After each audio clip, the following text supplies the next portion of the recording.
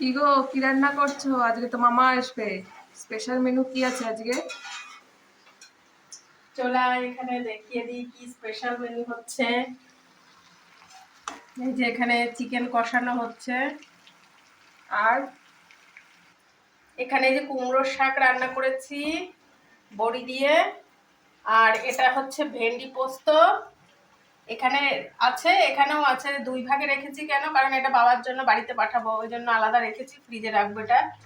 উচ্ছে আছে ভেজেছি, আর এখানে দুধ আছে, সিমাই আছে, বিকেলের দিকে একটু সিমাইয়ের পায়েস আর লুচি বানিয়ে দেবো, বাড়িতে যেহেতু বাবার রয়েছে।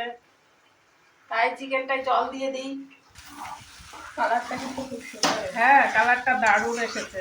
আর গন্ধটা তো অসাধারণ। এর গন্ধটা তো আর বন্ধুরা পাবে না, কালারটা দেখেই বোঝা যাচ্ছে খুব সুন্দর হবে। এটা আমি সকালবেলা উঠেই ম্যারিনেট করে রেখে দিয়েছিলাম, প্রায় ধর 7, সাড়ে 7টার দিকে আমি ম্যারিনেট করেছি।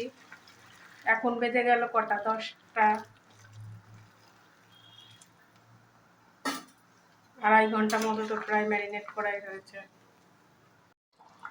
দেখো এই যে চিকেনটা টকবক করে ফুটছে, সাইডে একটু তেলও ভাসছে, পরে এটা কালারটা এসে যাবে যখন গ্যাসটা বন্ধ করব।